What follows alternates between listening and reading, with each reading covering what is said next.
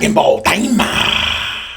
So, as San Diego Comic-Con is underway, we get some reveals, or at least not necessarily new reveals. Well, there is one new reveal that we're going to talk about after we cover the Dragon Ball Daima stuff, because that reveal is very interesting. But before we get there, because I'm super excited to talk about that, let's talk about Dragon Ball Daima, Son Goku Mini Daima. Pre-orders open on August 1st, and then it drops on October 2024. So October this year. So being that it goes up for pre-order so soon and comes out pretty soon after that, I'm just gonna say this is most likely a general release. And I figured that's what was gonna happen with the Dragon Ball Daima stuff. And here's my opinion on what's gonna happen if you don't know what I'm talking about. What's gonna happen with Dragon Ball Daima is this. People are like, I've had a friend of mine, no credentials, he's worried about, he's like, yo bro, like, man, I don't know, is this gonna affect the release schedule for Dragon Ball figures? I don't think this is gonna affect anything in terms of the release schedule for the Dragon Ball figures, because unfortunately, and I hate to be the bearer of bad news for this, for the people that don't like this, because I know a lot of people don't like it, but here we go, about to rip the band-aid off. The Dragon Ball Daima stuff, I could see, for the most part, almost all being general releases, and everything that is Android related, unfortunately, I can see going to Premium Bandai. Maybe the only thing I could see could potentially be a general release, Perfect Cell. But even then, look what they did with 100% Frieza. They made them a Premium Bandai, and you know, people have their hang-ups with that. It is what it is at this point. Hopefully, if Perfect Cell is a Premium Bandai exclusive, for example, maybe they'll do a thing like they did with 100% Frieza. I don't know why more people weren't talking about it, but with 100% Frieza, they said limited regular release in places without Premium Bandai. So I'm thinking maybe they'll do something like that with Perfect Cell. That's if he ends up being a Premium Bandai. I'm hoping for general release. But let's move forward, because there's some other Daima stuff. And now we have my least favorite of the Daima, S.h.Figuarts Daima figures, the Vegeta. And man, doing my man Vegeta, I don't know, this one is probably the most iffy looking one out of all the Daima figures. I think Goku is the best looking one in terms of the accuracy to the anime that we've seen. Once again, pre-orders for this open August 1st.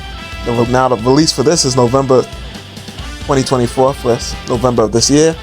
And you know, they talk about the articulation technology for this figure, and I guess it's good in a sense that it's such a small figure that compacting some of the, you know, standard articulation that we'd like, for example, like some type of torso articulation, would be difficult. Although one could look at it this way as well. That's not our job to worry about that. That's the company's job to worry about that, because we're giving them our money if you decide to get this in the first place. But on to the next one. Piccolo here also comes out, well, once again, pre-orders open August 1st, it comes out November, and Piccolo is like the middle ground for me. I'm not super hyped about it. Cutesy Piccolo definitely wouldn't be first on my list as something, you know, yo, I gotta get that.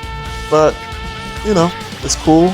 It seems to be that the part that sits on the shoulders is plastic, and then the rest is cloth, kind of like how they did with Super Saiyan Gohan that released a couple months ago.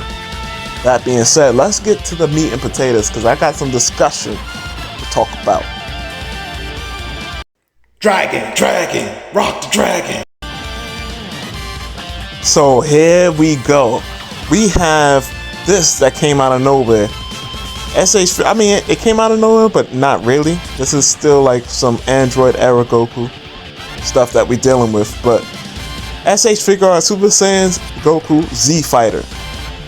This comes out October of this year, and it is a Tamashii Nation store exclusive.